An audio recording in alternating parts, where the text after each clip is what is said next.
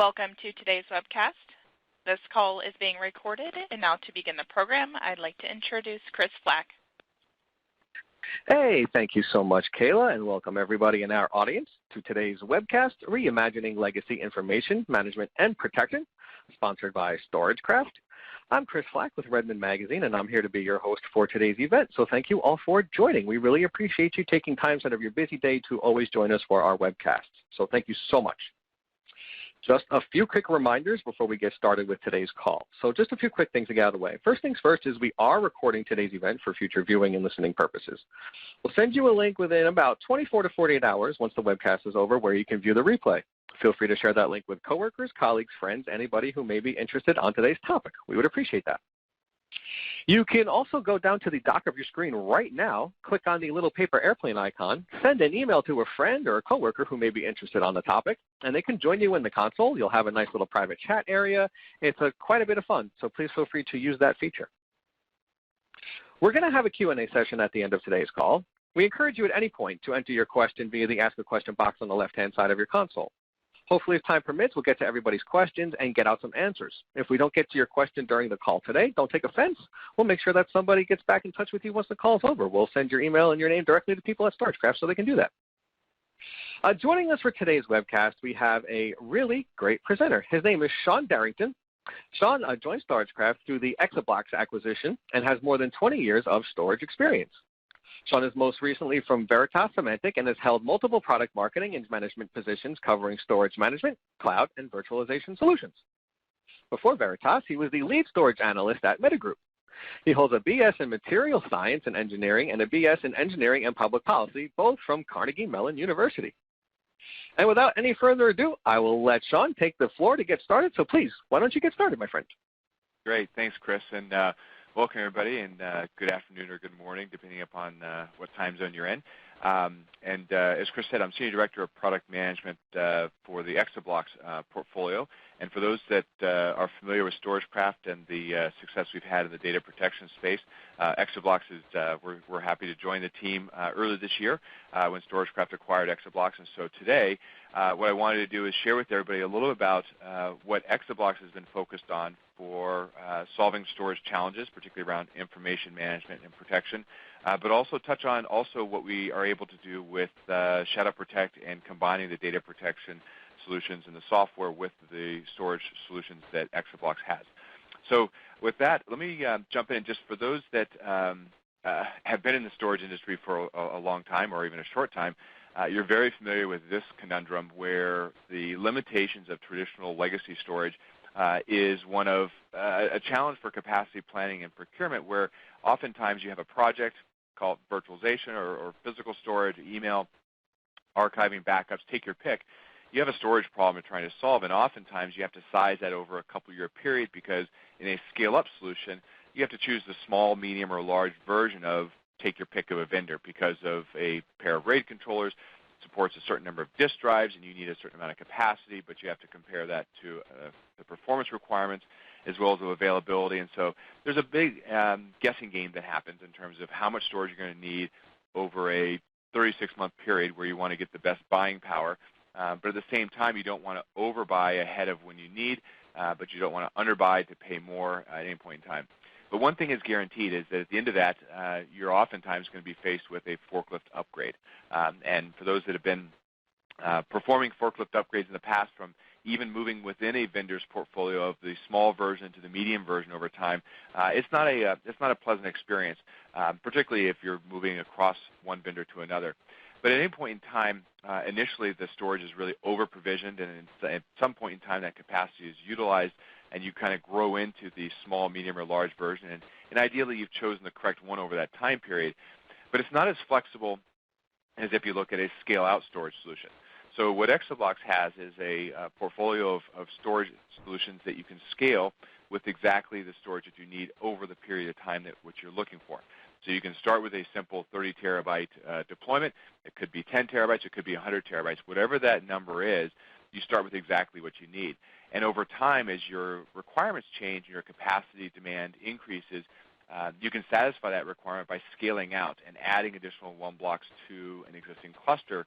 And you're provisioning resources throughout that life cycle, and all the while, you're not reconfiguring your applications. You don't change how the end users access their file shares or map network drives. You simply just continue to scale it over time.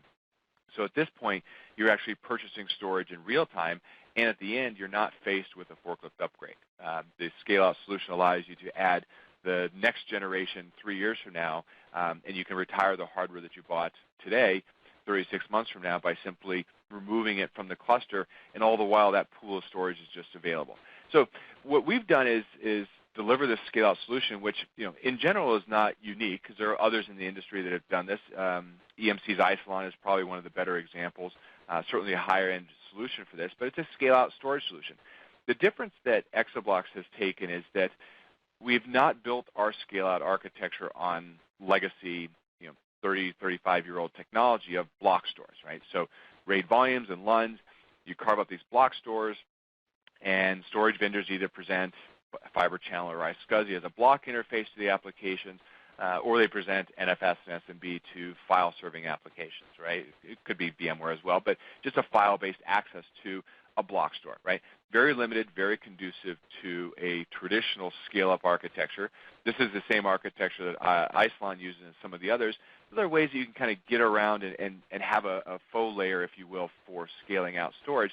But really the architecture of the future is object storage. And this is what a lot of the cloud scale companies, Google, Facebook, Amazon S3, they all have a distributed object store. This allows organizations to use commodity components to have a pool of storage that you can grow over time, and all the while that object store can literally be infinite in size. It can be a couple terabytes, it can be multiple petabytes, it can be hundreds of petabytes. Now it's up to the storage to present those objects to applications, which oftentimes many vendors have RESTful APIs, right? Amazon S3, if you're going to replicate storage from on-premises into S3, you have to communicate via the S3 API.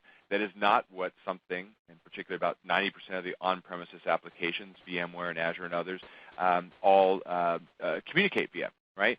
But what Exablocks has done is we've distributed the same architecture in terms of an object store, but tightly coupled that with file and folder access. So now we look like an SMB and NFS file system, but at the same time, you have all the advantages of an object store.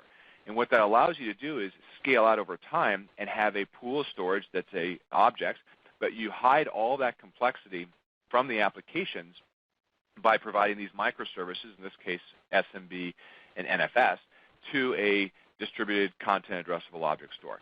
So you have all the benefits of a cloud scale storage architecture, but you have none of the complexities. You can literally drop this into your environment, and in a matter of 5, 10, 15 minutes, depending upon how fast you are configuring the network, you have immediate access to what looks like legacy scale-out network-attached storage. But you're in a next-gen architecture. You're in an architecture that supports different microservices to be added over time through software updates, but having access to that same pool of storage. So we've taken that core building block of the OneBlock's storage hardware and software solution and delivered that in an appliance form factor. But we've also focused on really how are we going to give you as a storage admin or network admin as much time back as possible. And that's one of the things where we focused on OneSystem, which is our cloud-based management service. OneSystem is you literally go to onesystem.exablocks.com to manage all of your storage. And here you see a small screenshot with the number of different OneBlocks clusters. These clusters can be in the same location. They can be in multiple locations either throughout the United States, geographically dispersed worldwide. It does not matter. And you're able to manage all of their storage worldwide from any browser. If you're an organization that for either security and compliance, or if you're an organization, for example, in the public sector that has no internet access to from your data center, you can actually deploy OneSystem as a virtual machine via a container in your environment. It allows you the same management capabilities to manage all the different clusters within your network and across multiple locations, all through that same interface. However, it's distributed individually within your virtual machine. So now you can log into that virtual machine, same browser access, but now it's on your premises and in a VM. Looking at the cloud-based management capabilities of OneSystem, we are able to, as a company, provide better support visibility into your organization. So we know, as a company, StorageCraft knows every disk drive, the status of every network interconnect and power supply of OneBlocks that all of our customers are using worldwide. So there's a lot of proactive monitoring in terms of drive health, predictive drive failures, environmental controls that we have that allow us to provide better support services in addition to obviously accessing our support organization, having secure access to the storage in the event that something is going wrong. Most of the tasks within OneSystem actually require zero configuration. So things like remote replication can be done in 3 mouse clicks.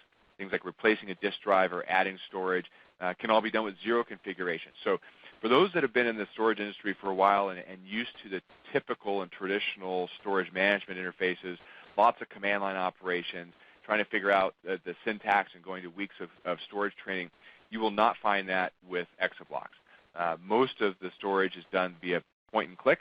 In fact, as a last line defense, you do have remote management for lights out control where you can configure networks via command line, but everything else is point and click.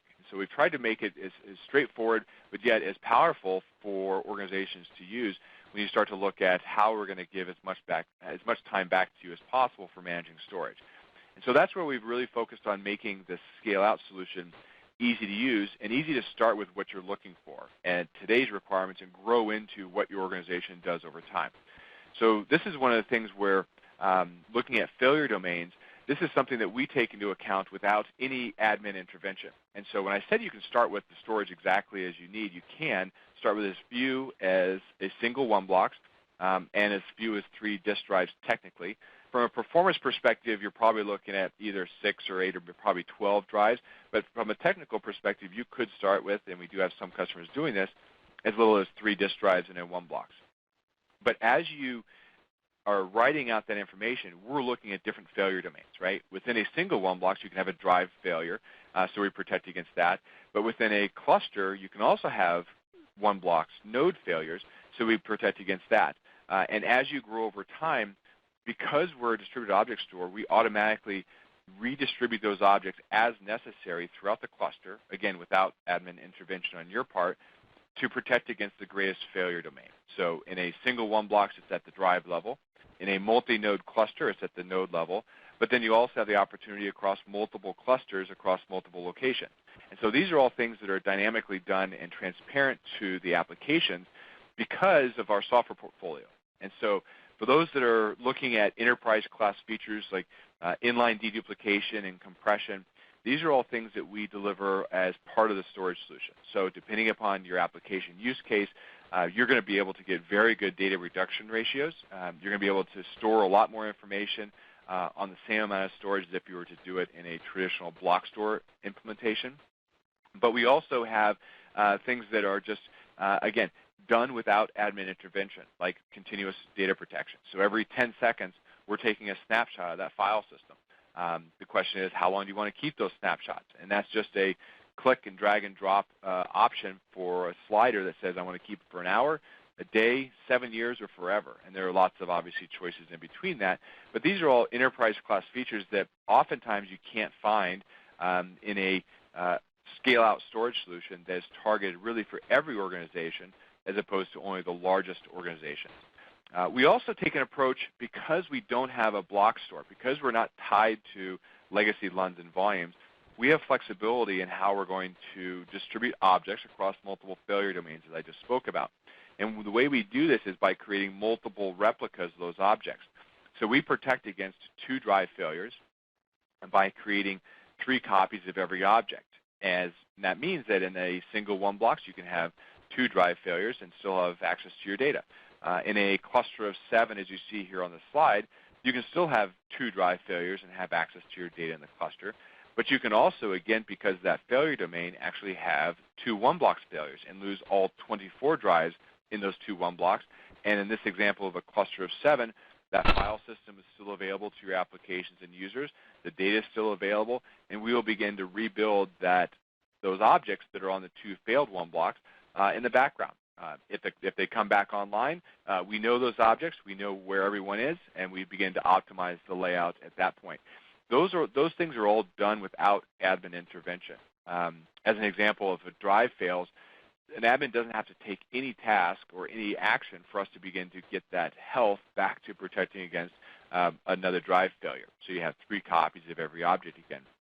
Now, as an admin, if you did want to replace a drive, and eventually you will want to replace that failed drive, you literally just pull it out of the appliance and slide in a new capacity drive. It could be the same. It could be a larger capacity drive. But there's no action on your part to do this. And so these are all things that are simple yet powerful techniques that we're able to take advantage of because of our distributed object store. The other thing that we've done that's unique is we've kept the cost of the acquisition, the cost of storage, as low as possible. So all of Exablox and StorageCraft's intellectual property is really in our software. So we sell an appliance. We don't sell the disk drives that go along with that appliance. There is no value between us putting an 8 terabyte Seagate drive versus an 8 terabyte HDST drive, right? That's really up to Seagate and HDST to innovate there. So you're not going to see, from a pricing perspective, StorageCraft and Exablox selling drives at 5 to 8 times the markup of what you can purchase at retail pricing. You, as an organization, have the opportunity to purchase storage through either normal retail means, Amazon or Newegg, or take your pick of SHI or PC Mall, take your pick of online distributor, or you can purchase through your partner as well. And that's something that allows you to keep the costs of storage low, but yet still have the same reliability, the same, as an example, a Seagate 8 terabyte Enterprise HDD, 7200 RPM drive that you can purchase for $450 is not going to cost you $3,000 from other legacy storage vendors. So from a hardware perspective, the 4312 is one of the models that you are able to use really for capacity-based applications. And you can have up to 12 8 terabyte drives, and you can mix and match the capacity of drives. You can also mix the type of drives within a single one box, but also across multiple one blocks in a ring. So as you scale out storage today, if you start with 3 one blocks and 2 years from now you want to add more storage, you can add the then current one blocks model into the existing cluster, and maybe that's using 10 and 12 terabyte drives based upon your needs at that point. And that cluster, that pool of storage, is just now increased from 3 4312s with 96 terabytes each, as an example, to adding 2 more one blocks of the then current model in 24 months from now with 10 terabyte drives. And that pool of storage has just increased. So all these software capabilities that have been speaking about in terms of data reduction ratios and compression and deduplication, snapshotting, remote replication, all the software runs on multiple one blocks hardware. And so there's 2 different options based upon your performance and your application requirements. The 4212 really focused on the capacity-based applications, but also the 5210, which is our all-flash scale-out storage solution. And this is really changing not only the feature and function available for storage solutions, but it's also changing the economics of what we can do. And so now you have the benefits of scale-out storage, but yet now you can satisfy the performance requirements of many of the virtual environments or data protection as well, how fast you need that application recovered in the event of a failure. And so the 5210 is a 1U appliance. You can, again, mix and match capacity as well as types of solid-state drives. This is something where we support up to 4 terabyte drives, so 1, 2, and 4 terabyte are the most popular. Different Samsung models between the TLC and MLC versions, as well as Intel, are options for compatibility used with the 5210. But similar to what I was discussing with regards to the hard drives and the 8 terabyte hard drives at about $450 or so, solid-state drives are also you can also use solid-state drives at retail pricing. So as an example, depending upon the type of solid-state drive and how many drive write per days you're looking at between 40 and 80 cents a gig. So for a 4 terabyte SSD, you're looking at about $2,500, $2,800. Now that's a significant decrease from what you would find from 3PAR or ENCXIO, or take your pick of other all-flash storage vendors. And again, what that means is you have the benefit and the performance of 50,000 IOPS in a single 1U, but you also have, based upon the capacity and the data reduction, that delta coming down significantly to about the 40 to 50 cents per gig effective. So now where you may have always wanted to use flash but never have been able to afford it, that now changes the economics, right? So now you can begin to use an all-flash solution in different scenarios. And so what I wanted to do for the remainder of the time now with a little bit of a level set in terms of introduction about OneSystem and the cloud-based management, the two different models between the 4212 one blocks and the 5210 all-flash model, is to really focus on kind of three different use cases and where we see most people using the different storage architectures. So the first is to look at the data protection side. So this is something that Exablocks has been doing for a long time in our partnerships with StorageCraft, Veeam, Commvault. The list goes on of backup applications that you can use to back up to a cluster. And that cluster is on your premises. It could be a cluster in San Francisco's example here of a 7-node 5210 cluster. And that's protecting all of your engineering applications for primary storage, but also as a Veeam target, right? And that can be replicating off-site to New York. Now, you'll notice that VMware is also a share on New York that is not being replicated back to San Francisco. And so that New York cluster, which is actually a 4212 cluster, so it's capacity-based, that replication does not need to be sent to similar hardware configurations. You have that flexibility not only in terms of the capacity, a 7-node cluster going to a 5-node cluster, but the type of one block, so an all-flash going to an HDD-based one blocks. These are all things that you have the flexibility on a per-share basis to decide what's going to be replicated from one location to another. In each case, a share is read-write in one location, and it can be replicated to another one blocks cluster in a different location as read-only. Now, at the same time, you have that flexibility not only to go one direction, San Francisco to New York, but now you can look at New York is replicating VMware back to San Francisco. And now Denver is also in the mix for a third location where we have StorageCraft and ShadowProtect backup targets going from Denver to San Francisco. So you have that flexibility to do a one-to-one, one-to-many, or many-to-many architecture, depending upon if you're an organization with multiple sites or if you're a managed service provider and you're doing backup recovery services for the 50 law firms in New York and southern Manhattan. All those law firms can have a one blocks on premises for file serving or backup recovery and data protection coming back to a colo for you, right? So that's kind of the option as far as local data protection, remote disaster recovery. But at StorageCraft, we also have an opportunity for disaster recovery as a service. And so this is where you can use ShadowProtect to protect the applications in Denver locally, right? So you can do the quick recovery that way. You can replicate those to San Francisco for your off-site DR, but you also have the opportunity to take San Francisco or Denver into our cloud where you're able to actually recover those applications and actually run the applications and the recovery in our cloud. So it's a very different type of recovery as opposed to doing on-premises. If the server goes down, if the site goes down, you now have a separate infrastructure that StorageCraft is hosting to do that recovery. So from a data protection side of things, you have the flexibility to do local on-premises, remote disaster recovery, and or cloud-based disaster recovery as a service. And again, because we are object-based, you really only have to worry about the pool of storage that you're managing locally, where that's going to be replicated to, and what your performance requirements are for data protection and, more importantly, recovery. In the event of recovery with ShadowProtect and a feature we call Virtual Boot, you can literally boot a VM in recovery mode in 30 seconds or less. And so it's now completely changing the game in terms of how fast you can get that recovery time objective and how short that can be with the opportunity to use all flash as opposed to an HDD-based recovery solution.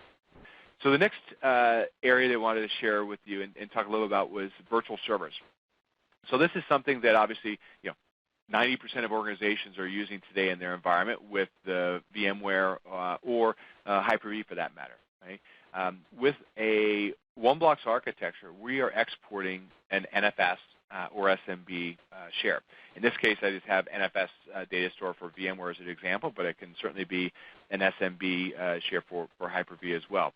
But because of our Scaleout architecture, when you create that NFS data store, and on the left-hand side, you're starting with 10 terabytes, and you're going to expand over time, growing to 700 terabytes on the far right, that data store that you configure, when you add that additional storage over time, there is no reconfiguration for that data store. All the VMDKs that you're mapping to that data store simply see more storage over time, and it's literally a matter of seconds as you add that additional storage for VMware to recognize the data store has more capacity. Now all the VMDKs can consume that. There is no notion of thin provisioning, nor is there a requirement for thin provisioning data stores within VMware because of our architecture, as well as there's no single limit on a per file or a data store limit, right? So we will support as large as VMware does. 64 terabytes is often the limitation, depending upon what version you're on. But you can have if you want to create a 10 terabyte data store and you want to add an NFS quota to that, you can do that, or you can let it go to a full 64 terabytes, and that single data store will be as large as VMware supports. The same is true from the initial setup, right? We will support whatever files you need. So if your backup and recovery infrastructure is going to write out a 5 terabyte file, you don't have to worry about a legacy file system that is based on Blockstore and a journal-based file system to have a 1 terabyte limit or a 500 gig limit, depending upon whichever vendor you're looking at. It can be as large as you need it to be to support your environment. From the initial setup, both the 4312 and the 5210 I mentioned run the same software. So the setup and the procedure is exactly the same, where you're simply connecting power, network, and drives and turning it on. From there, everything is configured for you. The only thing you need to enter is if you're going to change the network settings, if you're on a DHCP network, or if you need to assign a static IP address. Those are the only things you need to do. There's nothing about formatting the drives. There's no question about formatting file systems. That all happens transparently and behind the scenes for you. Similarly, when you're adding storage, in this example of moving from 10 terabytes to 300 terabytes, you literally just turn on the next 2 one blocks in the cluster. If they're on the same network, they discover the first one blocks that you originally had. That storage is recognized. The cluster membership changes from 1 to 3. That pool of storage is just now increased to 300 terabytes, and you haven't configured a single thing. You haven't had to change your application. The VMDKs simply see more storage, and you're done. Right? It is literally that simple to do. And so when you start to look at common deployments of virtual desktops as well, you now have the option to leverage different storage architectures based upon your requirements. So for example, on the left-hand side here, you can have a 3-node cluster that's serving out for your, in this case, let's use VMware. For View, you can have your apps and operating systems for the users to boot off of on an all-flash cluster. You can also have, if you need high performance for your home directories, you can have those sitting on the side in a 5-node cluster. They can be in the same or they can be separate clusters, totally up to you. And different, depending upon your architecture, you can do that. You can have those home directories sitting, instead of on a 5-node 5210 all-flash cluster, they could be sitting on a 3-node 4312 cluster because you don't need the high performance of all-flash. You want to be a little bit more cost-conscious. You can do that. And you can have that home directory cluster replicating off-site to another one. And so depending on your performance and capacity requirements, you can think about an all-flash cluster or a capacity-based cluster in one or multiple locations. And this is something that many of our customers are doing today.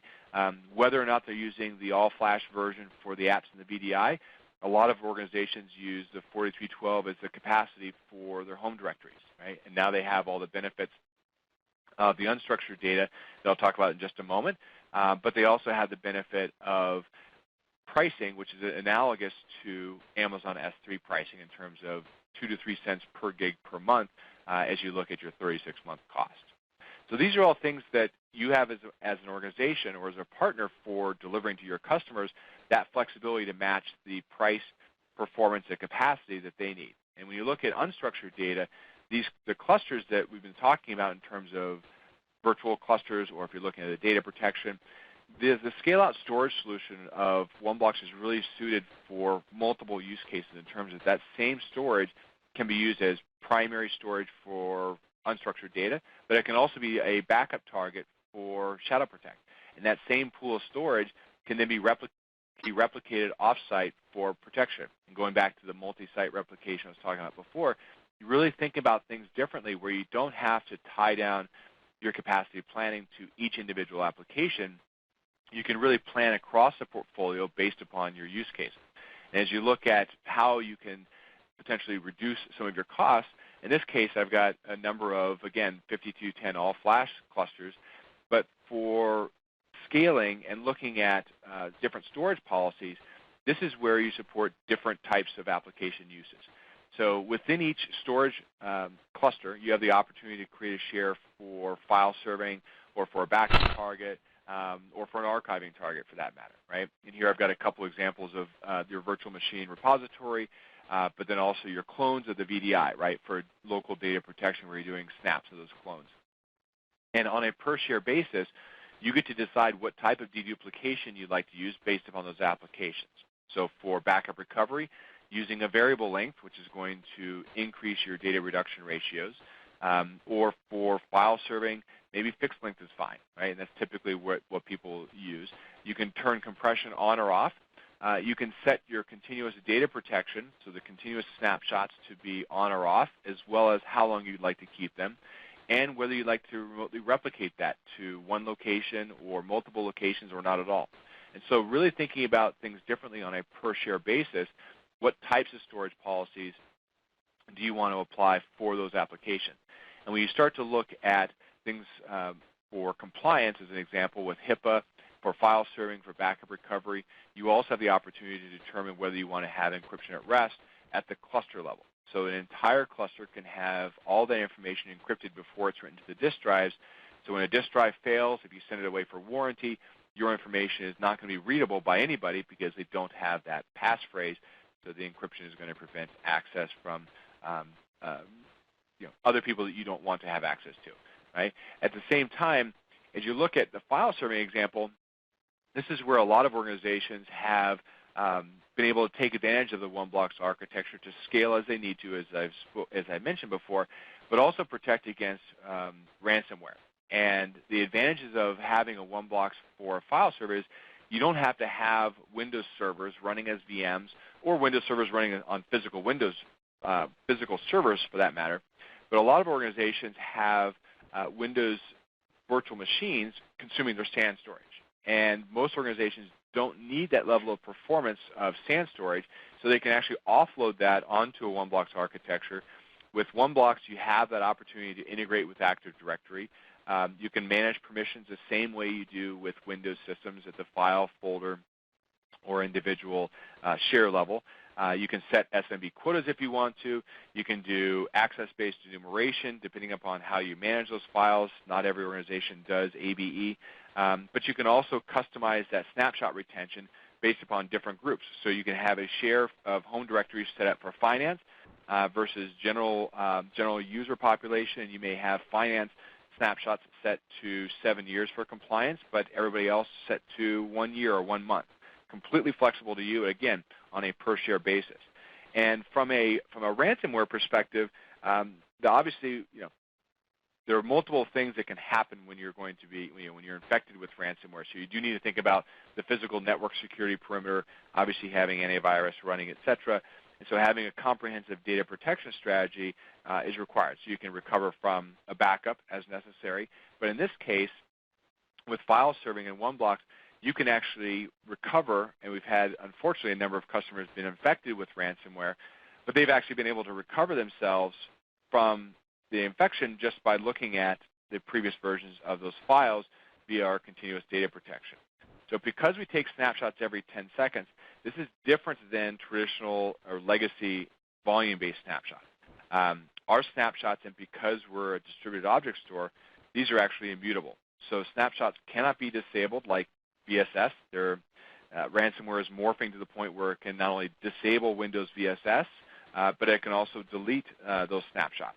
With us and our architecture, that information is always protected. It will be there, and you can actually recover up to the last 10 seconds, but you can also have different recovery points daily or weekly or monthly over that length of your retention period. So your users, or you as an administrator within the help desk, you can hide the snapshot folder if you want to, and you can recover your user's PC by just right mouse Windows previous version. You can pull out an individual file, individual folder, or an entire share for all of your users on the mapped network drive.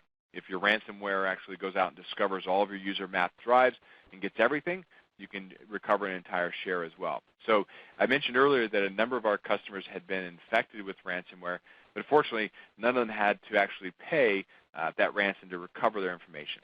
It's also important to note that one of the best practices that we're recommending is to actually have Snapshot enabled for your backup recovery application. Depending upon the sophistication of that ransomware attack, we have had customers where their backups were also encrypted and held at ransom. And so if you have snapshots on your backup files also enabled in addition to the file share, now you can get your backups back in addition to getting individual files and folders back.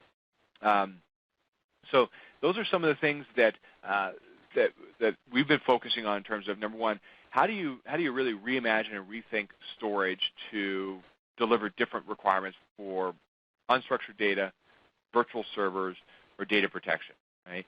At the same time, we've also changed the economics and the model of using commodity components, bringing your own drives at retail pricing, and really delivering enterprise-class software features that's affordable and available for every organization and every partner that StorageCraft works with. So with that, I know there have been a few questions that have come in. If anybody does have additional questions, feel free to submit that in the Q&A box. But with that, Chris, let me turn it back to you. Yeah, thank you so much, Sean. Much appreciated. Thank you for your presentation. I will give you a second here to kind of catch your breath and as we get into the Q&A session here. So take a second there, Sean. For those of you in the audience, if you haven't already entered your question, please feel free to do so at this time. We'd appreciate it. And if you don't think of anything now and you think of something later, you could always log back into the console and submit your question, and it still gets sent over to the people at StorageCraft. So, so don't feel bad if you can't think of anything now. Okay, so let's see here. We've got a couple questions in the queue. The first one is asking, Sean, can I use any drive with OneBlox? Yeah, a good question, and the answer is both nearly yes and no. And I'll qualify that by looking at the 4312 model. So the hard drives, we support nearly every 3.5-inch hard drive. The big difference is going to be from a performance perspective. We really recommend the 7200 RPM drives from different manufacturers. I mean, it could be Seagate, could be HST, could be Western Digital, but we really encourage organizations not to use 5400 RPM drives or Seagate SMR, that are really the active archive drive, as it's called. Those drives are not designed for performance and really is not going to meet most expectations there. On the 5210 with the solid-state drives, it's not every SSD because there are much larger differences between SSD manufacturers, life, longevity, drive write per day, and performance, as well as in the event of failure if those writes are persistent or not based upon the SSD itself, not the software above it. So having said that, with the SSDs and the 5210, Samsung and Intel are the two manufacturers in addition to Toshiba as well, the PX04. So there are different models there. So as you're interested in that, we do have a compatibility list for the SSDs, and on our website, we do have the HDD recommendation. So almost any drive, but not every drive. Question here for you. This audience member is asking, does the backup software come with OneBlox, or do I need to purchase that separately? Yeah, good question. The backup software, like for example Shadow Protect, that is not included in the purchase of OneBlox. We do have a number of marketing promotions that are going on as far as purchasing a OneBlox as well as receiving Shadow Protect software. But as far as like on an ongoing basis, it's not included in the OneBlox purchase. Some people think about snapshots as backup software because that scenario I was mentioning where you have a OneBlox cluster and it's a target for Shadow Protect for the virtual machines and those applications. And then you're doing all the file serving as well on the OneBlox.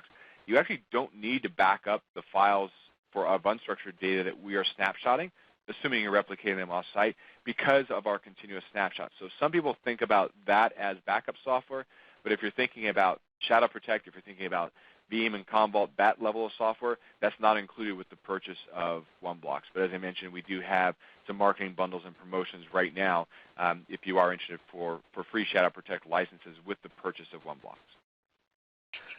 Question here, what protocols do you support? Do you support ISCSI? Yeah, iSCSI. So a couple things. So I'm just going to jump back to this slide here just to show everybody. So one of the things is that our architecture is extensible to running different microservices on the top So file systems, SMB, NFS is what we support today. And all those microservices have access to the distributed object store underneath the covers. So iSCSI is on the roadmap. You'll see other protocols as well, probably S3-like APIs as well. But those are all going to be additional microservices that are on the top half of our architecture, and it's something that is very flexible. But today, NFS SMB, iSCSI is next. Got a question here. How much deduplication and data reduction can I expect? That's a good question. That's similar to the how long is it going to take me to replicate my data over my network? There are a lot of variables that influence and impact that answer. Couple things to note. It'll largely be for backup recovery. You're going to see the best data reduction ratios because you're backing up the same information over and over. In terms of your full and the monthlies, et cetera, depending upon your schedule. However, depending upon the software architecture and the job scheduling, you may not see as high of data reduction as you would in others. So for example, with Shadow Protect, we do incrementals every 15 minutes. So you're not doing a full every day or every week with incrementals in between, so your data reduction is going to, your deduplication is going to be less than if you're doing a traditional weekly full with daily incrementals. But we have customers that are using us for backup targets. They're seeing 20 to 1. On average, I would estimate more in the 5 to 1 range. For primary storage of unstructured data, you can think 2 or 3 to 1. So very quickly, you're getting back to the scenario of the additional protection of different failure domains of 96 terabytes of raw storage with 3 copies of objects to protect against drive failures or one-box failures. You're looking at about 32 terabytes of storage. Well, now that gets you back up to 96 terabytes of effective storage with a 3 to 1 data reduction. And obviously, if you're above that, now you're going above 100% of your effective storage, where you're looking at 200% and 300%, et cetera. But it really will depend upon your application data. We have customers using the 4212 for video archiving. That's not going to compress, nor will it dedupe. So your mileage will vary, but it will be those are some of the estimates in terms of the application workloads for backup and unstructured. We've got a question. Oops, sorry. Yeah, go ahead, Chris. We got a question here from an audience member. They're asking, when using some of the basic drives that don't necessarily have smart reporting, are SNMP traps recorded and sent with failures, bad spots developed, etc.? Yeah, so with regards to that, there are a couple of things, and I'm glad you mentioned the bad sectors and everything, because that's one thing I didn't jump into kind of the deeper technical side. But with our distributed object store, you're guaranteed to get the same information back to your application regardless of what the disk drive does. Undetectable bit error rates or bit rot, those are all things that can corrupt file systems, where the file system thinks it's getting back what it actually wrote to the disk drive, but it's actually getting something different. With our object architecture, that object is actually a hash. It's a 64-bit hash, and that hash has to match what we originally wrote to the disk drive before it's sent back to the application. So for drives that are basic in nature, they don't have good reporting. They may have bit rot that they don't report based upon read sector failures, et cetera. We won't return corrupt data back to the application. So that's kind of one part of the answer. The second is that within OneSystem, we do look at the additional drive failure, predictive failures that go above and beyond a bit of what SMART does, but not HDDs have behaved differently. So it's kind of a little bit of a longer answer to that question, Chris, but with regards to getting the information back and when a drive fails, we do as much as we can to predict that. But in the event that it does fail, you will still get the original content back based upon our object architecture. Excellent, thanks. We've got a question here. This person is asking, how much does one box typically cost? Good question. So there's two different prices for the different models, as you would expect. The U.S. list price for the 4212 is $12,995 without drives, and that's for a network connection, 10 gig network connection with SFP+. The OneBlox 5210 model is the all-flash version, and that list price is $28,995 without any SSDs. With that, I've kept the pricing very simple for the OneBlocks. There's a purchase price of the OneBlocks, and then there's subscription services for OneSystem, which is the software updates, the way you manage the storage, as well as service and support for your environment. And then there are 2 other subscription services, remote replication and encryption at rest. All of those are metered per OneBlocks. So if you're going to have 3 OneBlocks in one location and 3 in the other, it's a quantity of 6 for everything. So I've kept it very straightforward for organizations to plan from a budget perspective, but also for our partner community to transact with their customers and be able to deliver that. All right. Well, thank you so much, Sean. We've plowed through all the questions here at the end of the webcast today, so thank you so much for answering the questions. And like I said, don't feel bad if you couldn't think of anything now. You could feel free to submit it during the replay broadcast of this webcast. You could log back in later. Submit your question then. But thank you all so much for participating in today's webcast. Sean, thank you so much for your presentation. But everybody, thank you for joining us for today's webcast. Today's webcast has been sponsored by StorageCraft and brought to you by RedmondMag.com. Thank you all for attending, and I know we'll have some StorageCraft webcasts coming up in the future, so please feel free to sign up for those as well. So thank you so much all for attending today's presentation. We hope you have a great rest of your day. Thanks, everyone. Yeah. Thanks, everybody.